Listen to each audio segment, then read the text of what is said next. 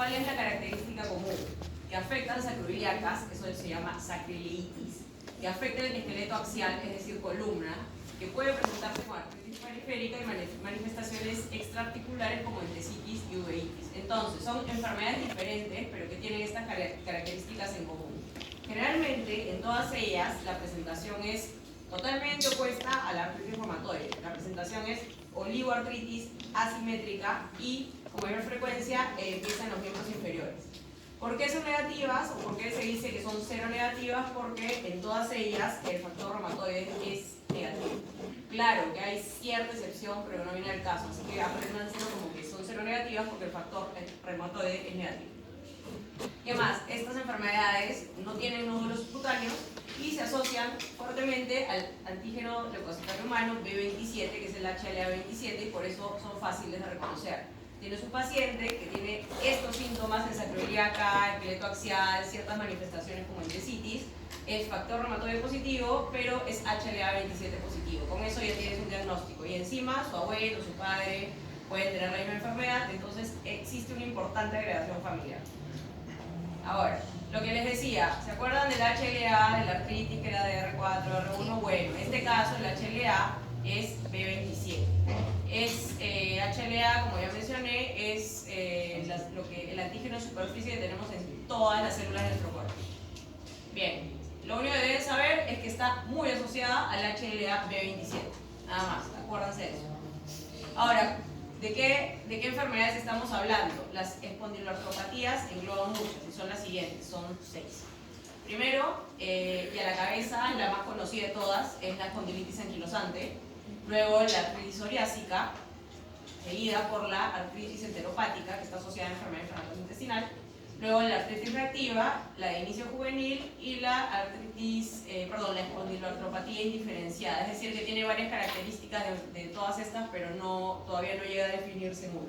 Entonces, ¿por qué se llama así? Porque todas las espondiloartropatías comparten estas características en común. Vamos a empezar con la espondilitis anquilosante, que es la, digamos, va a la cabeza porque es la más conocida. No sé, me imagino que han visto pacientes con espondilitis en el hospital. ¿Han visto? Bueno, esta enfermedad es una enfermedad inflamatoria crónica del predominio axial. Cuando tú leas axial, tienes que ver que afecta a la columna y las articulaciones sacroiliacas, porque es el axis del cuerpo. Y junto con esto también tiene manifestaciones extraarticulares, que vamos a hablar en un rato. Predominan los hombres, por cada dos mujeres, por cada de 2 a 5, este es male female, 2 a 5 hombres, una mujer. El inicio típico del adulto es a los 20-40 años, en general son chicos jóvenes los que vienen a la consulta y casi todos tienen HLA27 positivo. El síntoma predominante es el dolor lumbar de tipo inflamatorio. También dolores sacroiliacas y artritis periférica. Entonces, chico joven que viene con un dolor lumbar tipo inflamatorio, le haces la prueba, es HLA27, tiene dolores sacroiliacas, articulaciones periféricas y generalmente viene con entesitis o con algún problema ocular. Características. A ver, primero, inflamación del esqueleto axial, ya hemos visto, columnas sacroiliacas. Inflamación de articulaciones periféricas. La mayoría de las articulaciones afectadas son articulaciones grandes. La cadera, la rodilla, la afectación es asimétrica. La mayoría afecta articulaciones de los miembros inferiores. Te puedes tener inflamación del entesis. A ver, ¿qué es entesis? Tendón, hueso, no fácil, es otra cosa. Y hay inflamación del hueso subcondral. Pueden tener calcificación e información ósea, por eso es característica la presencia de sindesmofito, que ahora vamos a ver. Entonces, ¿cómo empieza? Antes de que, hay algo que pasa, antes de que tomes una prueba radiológica o que inclusive aparezca. Primero tienen dolor lumbar, ¿por qué? Porque empieza la inflamación en el axis. Tienen dolor. Antes que una radiografía, si tú tomas una resonancia que es mucho más sensible y ve cosas que la radiografía no ve, podrías encontrar sacroilitis. Después viene el estadio radiológico donde ya viene a llamarse propiamente espondilitis anquilosante. El dolor persiste, pero ya puedes ver la sacroilitis en la radiografía. Se escribe así, no sacroileitis, porque es ilio. Entonces, tienes dolor lumbar, presencia de sacroilitis en la radiografía Y si esto progresa, vas a empezar a ver la formación de sindesmofitos que vamos a ver ahora. Para que esto suceda, son años de inflamación. Entonces, esta es la, digamos, la postura característica de un paciente con espondilitis. Como ven, tiene un dolor lumbar de tipo inflamatorio, presenta artritis en cadera, hombros. Es una oligoartritis periférica asimétrica, es decir, un día le afecta una rodilla, otro día le afecta una cadera, al otro lado. Hay presencia de tesitis, esto es bastante llamativo, y 40% tienen uveitis anterior. ¿Cuáles son las manifestaciones tardías, como podría haber yo en este hombre? Dolor y rigidez en la limitación del movimiento de la columna cervical. Cuando hay inflamación de la columna, se empiezan a formar sindesmofitos. Los sindesmofitos son los puentes óseos que unen de arriba a abajo las vértebras. Entonces se forma lo que se llama una columna en caña de bambú, totalmente rígida, no puedes hacer el movimiento de agacharte y estirarte, y se van encorvando. Pueden ver, esta es una prueba donde este ser humano no puede estirarse, entonces no puede llegar a pegar la cabeza a la pared. ¿Por qué? Porque la columna está rígida, porque tiene una enfermedad avanzada, se formaron sindesmofitos. Entonces, aparte de la limitación al movimiento de la columna, en todos los planos, tenemos una limitación a la expansión del pecho. ¿Por qué? Porque tu columna está articulada con las costillas, entonces tienes un problema de expansión. También tienes limitación al movimiento porque los huesos pueden llegar a fusionarse y se llama anquilosis. Esta es la postura característica del paciente, donde tienes la acentuación de la columna torácica, de la cifosis protorácica, y tienes una disminución de la lordosis lumbar. También puede afectar a nivel cervical, y esta es una prueba que vamos a ver, pero clásicamente es la postura de un paciente con asma. Ahora, diferencias entre el dolor mecánico e inflamatorio. Esto lo hemos visto con los chicos de mi sede, con ustedes no sé si les han explicado esto, sería bueno que les dé una buena revisada. Dolor mecánico. A ver, ¿quién me da un ejemplo de dolor mecánico? Levante la mano. Ya, ¿qué más? Tú eres mi sede. ¿Alguien? Dolor mecánico. Bueno, vamos a ver, ya.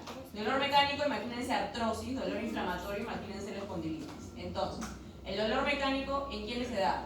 Generalmente en personas mayores de 40 años. Y el dolor inflamatorio en personas más jóvenes. La forma de inicio del dolor mecánico es brusco, alguien que está levantando una caja y se quedó ahí y empieza el dolor. La forma del dolor inflamatorio, como dice su nombre, inflamatorio, es algo insidioso, que va poco a poco avanzando. Con respecto a la presencia de rigidez matutina, el dolor mecánico no lo tiene y el inflamatorio sí. Es característico el dolor inflamatorio que dice, yo me levanto en la mañana y ya me duele. ¿Por qué? Porque estás inmóvil y tienes inflamación localizada. Eso no pasa en el dolor mecánico. En el dolor mecánico, como su nombre lo dice, estás haciendo movimiento y cuando te mueves el dolor aumenta. En cambio, si tienes inflamación, el efecto del movimiento disminuye porque vas, ¿cómo te digo? Bueno, porque no se está condensando en una sola articulación el dolor, porque ya lo mueves. Limitación funcional, generalmente en dolor mecánico un solo plano y en inflamatorio a todos los planos. Preguntita, nadie tome fotos. ¿Cuál de las siguientes manifestaciones es falsa con respecto al dolor lumbar de tipo inflamatorio? Piensa.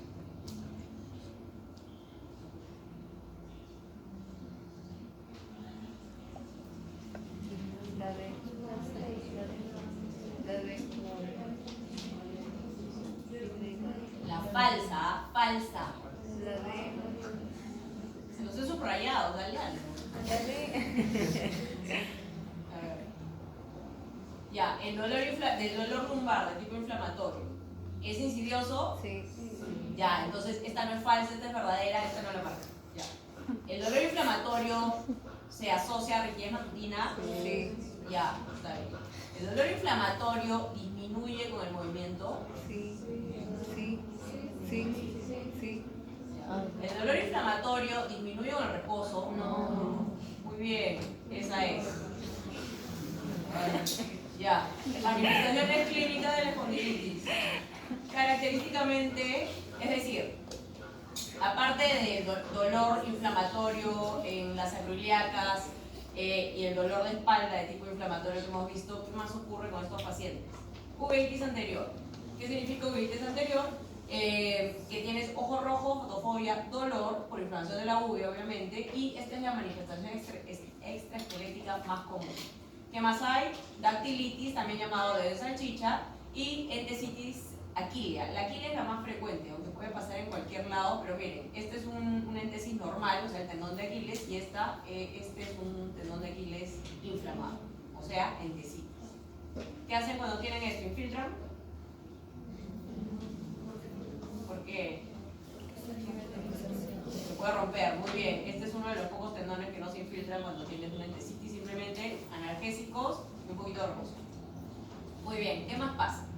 A nivel neurológico puede haber inestabilidad atlantoaxial, pueden haber lesiones discales, raro que tengas un síndrome de cabo de esquina, porque acuérdense que se inflama toda la parte de la columna. A nivel cardiovascular es bastante frecuente tener cierto tipo de valvulopatías, con más frecuencia la aórtica, alteraciones de conducción, un corazón grande y pericarditis. A nivel pulmonar puedes tener una fibrosis apical, una enfermedad pulmonar inflamatoria, intersticial, y recuerden, tienen limitación a la expansión del pecho, o sea, no pueden inspirar, entonces tienes un patrón restrictivo donde disminuye la capacidad vital y la capacidad pulmonar total. A nivel renal, las complicaciones más frecuentes son la amiloidosis y la nefropatía tipo IgA, y a nivel esquelético es muy frecuente que vengan con osteoporosis o con fracturas vertebrales. Bueno, ¿cómo evalúo la movilidad de estos pacientes? Primero el test de Schober. ¿Lo han hecho en el hospital el test de Schober? Sí. El test de Schober es para ver si tu columna está siendo lo suficientemente flexible, es decir, si no hay limitación. Lo que haces con el test de Schober es bien fácil. Ubicas primero la espina ilíaca postero superior. Subes 10, la marcas 10 centímetros para arriba y luego marcas 5 centímetros para abajo. La idea es que de lo que marcaste, lo más arriba y del punto más bajo que marcaste, cuando el paciente se agache, vuelves a medir y tiene que haber más o menos más de 20 centímetros. Miren, si mi línea es acá en S2, yo tengo 10 para arriba y 5 para abajo, tengo 15. Mientras estire, tiene que llegar al menos a 20. Si está 21, 22, 23, chévere. Pero si es menos de 20, no puede flexionar. Entonces, ¿qué pasa? Hay una limitación a la flexión. Otra cosa, medición de la expansión torácica. Igualito.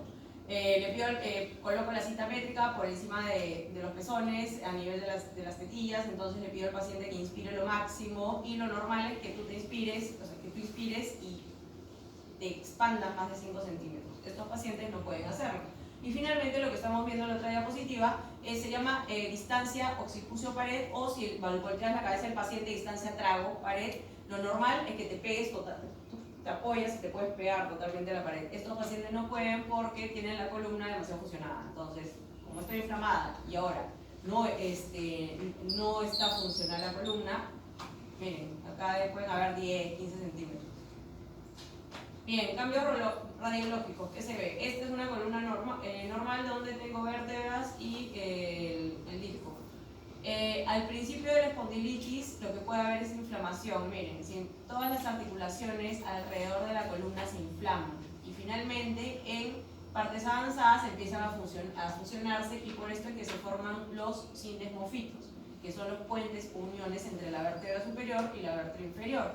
Ahora, ¿qué significa que se fusionen? Que ya no se puede separar, y es por eso que el paciente no se puede flexionar y no tiene comodidad para expandir el pecho o respirar. Esto es la base de toda la enfermedad. ¿Se ha entendido? Bien, ¿qué más puedo ver en la espondilitis? Esto es lo que les decía, miren. Los sindesmofitos se ven bien. Bueno, acá hay uno grandazo que realmente está en este. Pero se pueden ver mucho más fáciles en una placa de frente. Miren, ven estas conexiones. Conexión. Acá hay otra conexión. Ya, eso se llama espina en caña de bambú, que es una osificación y formación de sindesmofitos. Esto ya no lo voy a preguntar, pero básicamente recuerden la postura de la espondilitis anquilosante. Hay inflamación en la columna. Hay un score para medir que tampoco, esto no sirve de nada que se lo aprendan ahorita, pero simplemente es como de una vértebra normal. Primero se van erosionando, luego van formando hueso hasta que, miren, llegan a formar un puente total que se llama sindesmofito. Y esto es lo que pasa en la enfermedad. Acá podemos ver, ¿ven? ¿Qué conexión?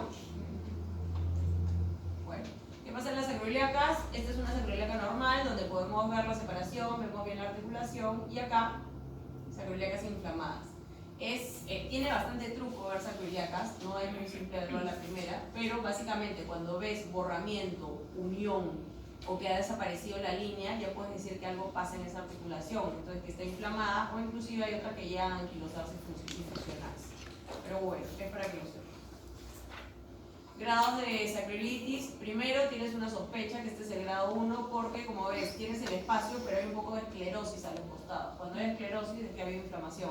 Entonces, ahí, bueno, como que puede ser. Grado 2, tienes ya erosiones y esclerosis. ¿Ven que es mucho más notoria la esclerosis? En el grado 3 tienes una especie de anquilosis temprana. ¿Qué significa esto? Que si bien es cierto, se ve todavía la articulación, está muy irregular y hay demasiada esclerosis, entonces posteriormente acá ya ni siquiera puedes ver la articulación porque se va, esto es gasa, esto no es la articulación, está atrás, no se ve muy bien, pero ya no vas a poder ver la diferencia. Estos son los criterios de New York que se utilizan para espondilitis anquilosante. La resonancia magnética, que es mucho más sensible, lo puedes ver inclusive antes de que ya tenga apariencia radiológica. Este es el sinovio de la cápsula articular, miren ustedes, esta es la articulación sacroiliaca y ven que acá el hueso está blanco. Ya, esto es edema óseo, sacroilitis temprana, y el edema yuxtaarticular. Esta es la médula ósea del hueso y cuando se inflama es porque algo está pasando, se ve así en las resonancias. Esto es lo que están viendo en la resonancia, esta articulación. ¿Ven? Bien, los criterios, para que lo sepan nada más, hay criterios clínicos y criterios radiológicos. Los criterios clínicos son, y esto les va a ayudar, bueno, escúchenlo porque básicamente son los síntomas con los que vienen los pacientes. Son dolor lumbar y rigidez de más de 3 meses de duración, que mejora con el ejercicio pero no alivia con el reposo. Porque es un dolor inflamatorio. Entonces, mejora con el ejercicio, no alivia con el reposo. Hay limitación lumbar, tanto en el plano sagital, frontal. Hay limitación de la expansión torácica corregida para sexoidad. ¿Qué significa esto? Que cuando haces la medida, así es diferente medir un niño que un adulto, que un adolescente. Entonces, de acuerdo a la edad y sexo, hay una medida y está limitada. Entonces, dolor inflamatorio, limitación lumbar, limitación de expansión torácica. ¿Y qué más? Tomo una placa o en una resonancia y tengo que ver que el paciente tenga inflamación de articulación sacroiliaca. Para que tú te diagnostiques o diagnostiques a alguien de espondilitis anquilosante, debes cumplir el criterio radiológico y al menos uno de estos criterios clínicos para poder hacer tu diagnóstico. ¿Hasta acá hay alguna pregunta? ¿Todo claro? Bien. Esta es otra clasificación en el caso de que, bueno, hay dos, la de Nueva York y las sacroileitis, ya sea por placa o por resonancia, más una o más características clínicas, o que tu paciente tenga HLA-27 y al menos 2 características clínicas. Entonces, ¿cuáles son las características clínicas? Nuevamente, dolor lumbar inflamatorio, artritis, entesitis, la de tobillo que es más frecuente, uveitis, dactilitis que hemos visto de salchicha, psoriasis, colitis o enfermedad de Crohn, una buena respuesta a ANES, una historia familiar positiva, que sea HLA-27 positivo o que tenga la PCR elevada. Bueno, recomendaciones de manejo. Básicamente es así. Todos los pacientes tienen que tener educación, ejercicio, terapia física y rehabilitación debido a que no queremos que la limitación siga avanzando. Lo primero que das es analgesia y AINES, ya sea enfermedad axial, es decir, solamente sacroileitis o dolor lumbar inflamatorio, o solamente enfermedad periférica, que tu paciente venga solo con entesitis, por ejemplo, o uveitis, tienes que dar AINES. Esta es la base total del tratamiento, los AINES. Después puedes agregar sulfasalacina, glucocorticoides locales o anti-TNF, que son los antifactores de necrosis tumoral, pero la base del tratamiento, son los AINES. Hasta acá, antes de pasar, ¿alguna pregunta?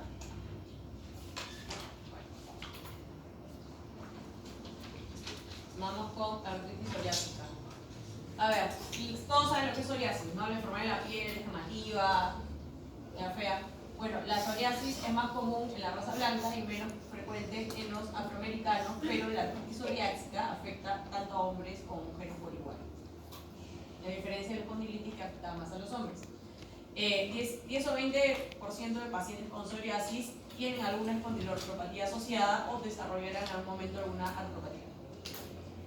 puede comprometer tanto el esqueleto axial o periférico.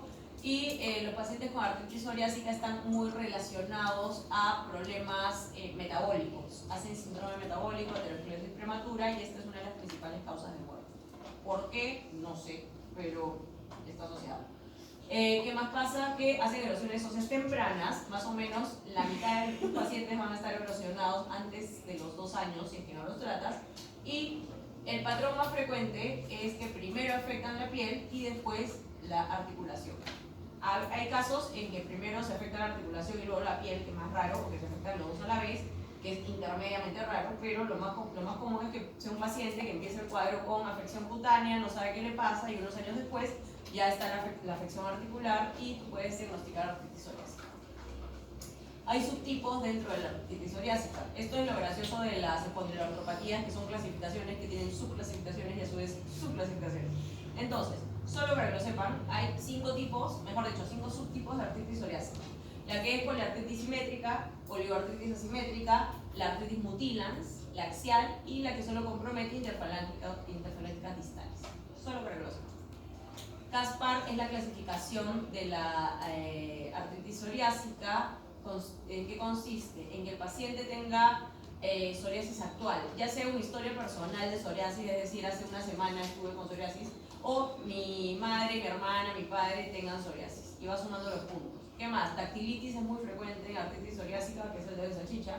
Neoformación ósea yuxtaarticular, que se ve en rayos X. Distrofia ungueal, es decir, cambios a nivel de las uñas. Y factor reumatoide negativo, porque acuérdense que esta es una enfermedad seronegativa.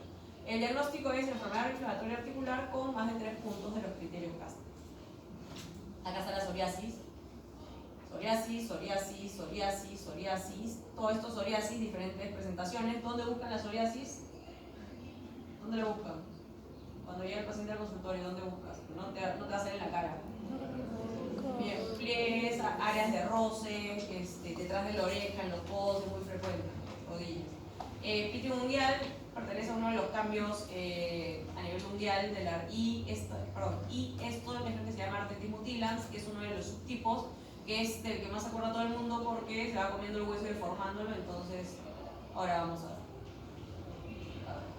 Miren, ¿se acuerdan de la artritis reumatoide que afectaba metacarpo, falángicas, interfalángicas proximales y nada más? Ya, acá miren esto. Afectados, afectados, afectados y afectados. ¿Qué es esto? Estas son las distales. Entonces, te ponen una placa en el examen, ¿qué será esto? Ya, pues lo último que vas a poner es artritis reumatoide, porque está afectando las interfalángicas distales. La clásica es que será artritis psoriásica. Muy pocas cosas te afectan interfalángicas distales. Y si no está tan destruido, piensas en osteoartritis por último, pero nunca, nunca, nunca artritis reumatoide te afecta a estas. Bien. Acá de nuevo, ¿ven? Bien. Hay algo que se llama deformidad en copa lápiz clásico, deben haberlo visto, bueno, no sé, en su rotación. Y es que miren, el hueso más proximal va tomando una forma de lápiz y el hueso de arriba va haciéndose como un cáliz. Miren, acá lo vamos a ver. Acá. ¿Ven? Esto es un pie con deformidad en copa lápiz. Y el hueso proximal, en este caso el metatarso, lo que hace es pencil, es decir, va tomando una forma de lápiz. ¿Ven? Los huesos no son así, los huesos son más parecidos a esto. Y bueno, la deformación, porque te destruye el hueso, te destruye los cartílagos. Pero no se olviden de esto, deformidad en copa lápiz, clásico. Esto es artritis mutilans. Bien, vamos con la tercera forma. No quiero adentrarme más porque son demasiadas, solamente les quiero decir lo básico, lo que tienen que saber de cada uno. A ver, artritis asociada a enfermedad inflamatoria intestinal es la espondiloartropatía que hemos visto asociada a pacientes con enfermedad de Crohn o con colitis ulcerativa. Igual prevalencia tanto en hombres como mujeres, muchos de ellos, la mayoría, tienen HLA-27 positivo, pero en una dimensión menor que espondilitis anquilosal, que era ya hasta 90, más de 90. La prevalencia de artritis es del 20% en pacientes que tienen enfermedad inflamatoria intestinal, más con Crohn que con colitis. Y la presentación más común es realmente oligoartritis periférica, ya sea rodilla o tobillo.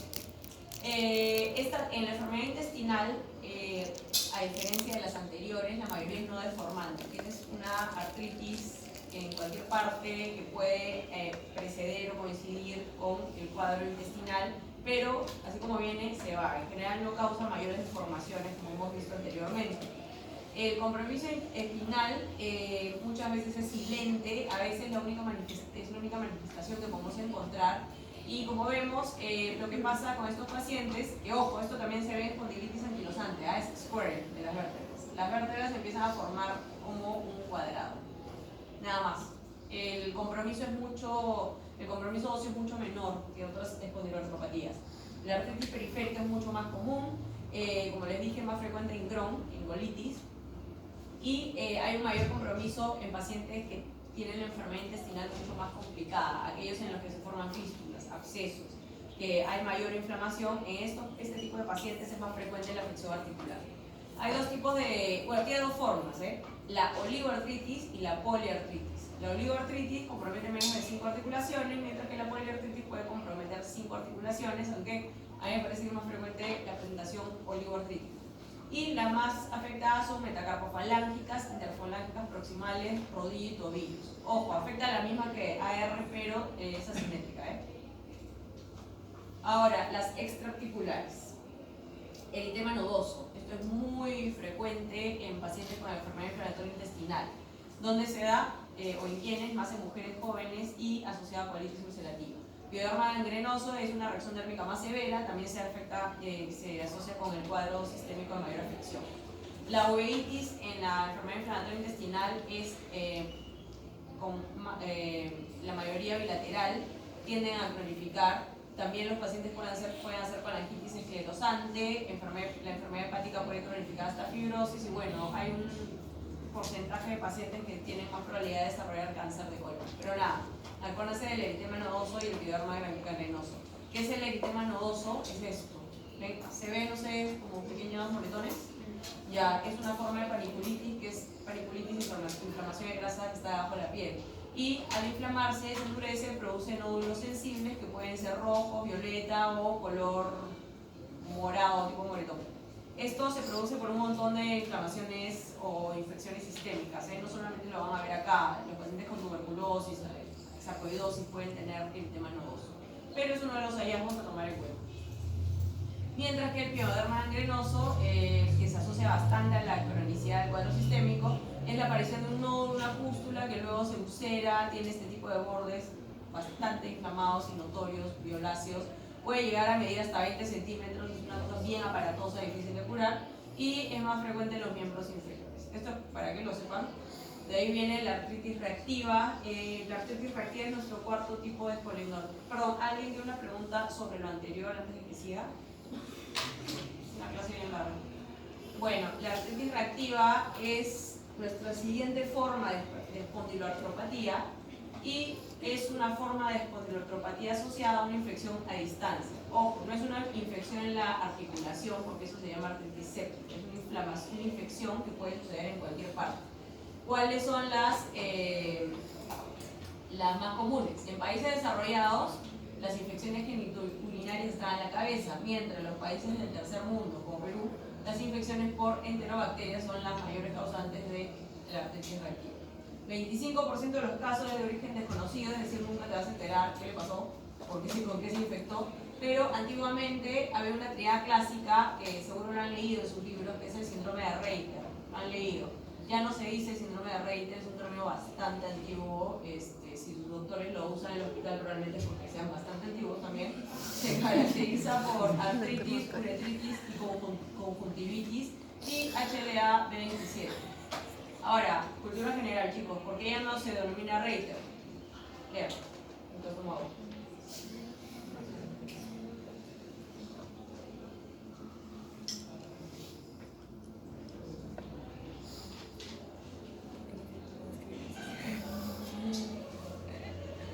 ¿Vieron? Era un nazi, ya no podemos decir Reiter. Era un nazi, él no lo descubrió, y aparte asume que la uretritis solamente está por enfermedades de transmisión sexual y no, se puede producir por cualquier otra cosa. Entonces, decir Reiter ya es tiempo pasado. Es más, ya no lo encuentras en el gay y en esto ya no lo encuentras. Se hace referencia el antiguo conocido síndrome de Reiter, pero ya no se usa, por si acaso. Ahora, bacterias que pueden gatillar la artritis reactiva. Estas son Las más frecuentes les cuento que son clamidia, salmonella, todas las E. coli, la yersinia, el ureaplasma y Campylobacter jejuni. Pero bueno, no tienen que aprendérselas, solamente vean que son bacterias que la mayoría afectan o el tracto gastrointestinal o genitourinario. ¿Qué pides a un paciente de que sospechas este tipo de artritis? Primero, artritis reactiva, perdón. Primero, obviamente tienes que hacer un examen de sangre. Lo que vas a encontrar en el examen de sangre es que tiene una infección, tienes los leucocitos aumentados, tiene la PCR muy elevada, muy elevada, la BCG también muy elevada. Si tienes una articulación inflamada, es mandatorio siempre hacer una artrocentesis. Y lo que te vas a encontrar ahí es un líquido inflamatorio y aséptico. Entonces, te vas a rayar un poco porque tú te esperabas encontrar una bacteria en un paciente con una infección. Pero no, la causa de la infección no está en la articulación, por eso solamente vas a encontrar inflamación. Ojo que hay que cultivar, muchas veces el cultivo no te va a salir positivo. Entonces, ¿qué haces? Dices, ¿dónde estará la infección? Tengo que seguir buscando. Tengo que cultivar la sangre, cultivar la orina, cultivar las heces y siempre hacer, sea quien sea, si ven una monja y te diga que no hizo nada, no. Tienes que hacer hisopado uretral y al final porque ese cuento ya lo han hecho miles de veces y siempre sale clamidia. Técnicas del SBR, por si acaso, para hacer todo tipo de bacterias y serología específica para Shigella, Campylobacter y clamidia. Así que no crean en nadie, siempre hagan el hisopado. Que bueno, HLA-27 en la mayoría de los casos siempre lo pides y te va a salir positivo. Criterios diagnósticos, nada, el cuadro característico que es oligoartritis asimétrica, la mayoría de miembros inferiores, entesitis y cuadro extraarticular que hemos visto, o también puede ser una artritis aguda inflamatoria, que puede ser una sola articulación o que comprenda las articulaciones sacroiliacas o columna, o que venga con todo el cuadro característico del libro, que es bastante difícil. Y ya sea que se asocie a una infección confirmada por alguna bacteria, que te haya salido el urocultivo, el hemocultivo, el hisopado, algo positivo, o que el paciente o la paciente presente diarrea, uretritis o cervicitis durante 6 semanas previas. Aún así, no te salgan a ver el cultivo. Si tengo una paciente que me ha dicho, sí, he tenido cervicitis, o un hombre que ha tenido uretritis o descarga por el pene y que viene con una inflamación de rodilla y que yo no encuentro nada en el líquido de rodilla, digo, bueno, no, es una artritis reactiva y ya está. Le doy, primero, para controlar los síntomas, analgésicos, AINES, glucocorticoides intraarticulares. Ojo, si es que no es una artritis séptica, no es eso de que mientras sale el grano le voy a poner un glucocorticoide, no, jamás. Antibióticos, esto lo maneja siempre con infectología, dependiendo de la bacteria que encuentres o de la historia clínica. Y en el caso de que ya la artritis periférica sea muy severa, pues asociar más que nada sulfasalacina en estos casos, sobre todo en aquellos que son HLA-27, porque pasa la infección y es una infección que desencadenó una artritis. Entonces, solo en estos pacientes puedes dar un DIMAR. Bien, creo que esta es la penúltima, la espondiloartropatía de inicio juvenil. Nada, solo acuérdense que pasa en niños de 8 a 12 años, los hallazgos más llamativos son las entesitis de artritis periférica, es decir, un chiquito así que viene con todas las articulaciones inflamadas y las entesis. Más en varones, la presentación más común es oligoartritis de rodilla, tobillo y entesitis temprana. Les va peor que a los adultos porque es un cuadro más sistémico, bajan de peso, les da fiebre, en verdad es horrible, las mamás no saben qué tienen. De ahí, durante su crecimiento puede transformarse en algo axial. Es decir, vino con una espondiloartropatía de chiquito y de repente llega a la adolescencia, tiene un cuadro de espondilitis anquilosante, bueno, listo, lo tratas como es. El problema es que tienes que tratarlo porque después de 10 años, como están en crecimiento, van a tener limitaciones. Bueno, finalmente la espondiloartropatía indiferenciada. ¿Qué quiere decir esto? Que son varios síntomas que se superponen entre sí, indiferenciados cuando no cumplen los criterios de ninguna exclusiva. O sea, un paciente que aparentemente solamente tiene espondilitis anquilosante, pero le encuentra psoriasis y te dice tengo manifestaciones intestinales, entonces sabes a dónde vas, pero no sabes exactamente cuál es y después de un tiempo puede llegar a transformarse en una de esas. 60% desarrollan con el tiempo una espondiloartropatía ya bien definida. Bueno, el tratamiento, les repito, es lo mismo. Vamos con una pregunta, ¿quieren? Sí, obvio, pero están acá sentados. A ver, lean bien, por favor, con lógica. Ya. Viene un paciente con sacroiliitis, dolor lumbar y endesitis. Las tres cosas que tú lees esto y dices, oh, esto es una pregunta de seronegativas. Lógicamente, ya reconociste a qué capítulo pertenece la pregunta y ahora lees la pregunta. ¿Qué pides y cuál sería el tratamiento inicial? Lea.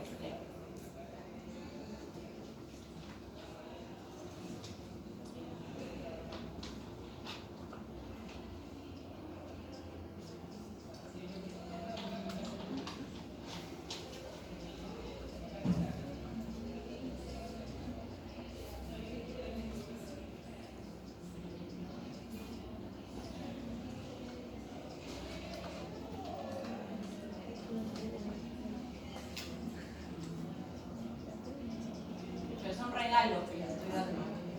Regalos anticipados de Navidad. ¿Quién vota la A? Levante la mano. ¿Quién vota la B? ¿Alguien ve? ¿Quién vota la C? La D. Ya, les voy a explicar por qué es la A. Ya. Si tengo una inflamación a nivel de sacroiliacas y dolor lumbar, obviamente tengo que sacar placas para ver si hay inflamación. Si acá hubiese una opción de resonancia de la misma cosa, pondría resonancia, pero ya que no hay, es un hospital pobre, imagínense solamente para sacar placas, ya la tomas. Entonces, tengo que sacarle a toda la columna frente y perfil. Ahora, esto es para ver columna porque tiene dolor lumbar. Radiografía de pelvis frontal, ¿para qué? Para ver las sacroiliacas. Hemograma, prueba de función hepática renal, obvio, porque le vas a tener que dar primero AINES y de ahí probablemente un anti-TNF o algo. Tienes que ver cómo esté ese hígado, cómo esté ese riñón, por la medicación que vas a dar. HLA-27, porque por Dios, la pregunta es de seronegativas, tienes que pedir eso. ¿Inicias tratamiento con AINES? Sí, siempre van primero los AINES hasta que tengas los resultados. Una vez que tengas los resultados de la placa, te sale sacroiliitis, esto, igual lo sigues tratando con AINES, pero vas viendo cómo va la artritis en el caso que la tenga o la endesitis. Nada más, así de simple, así de fácil. Chao. ¿Alguna pregunta?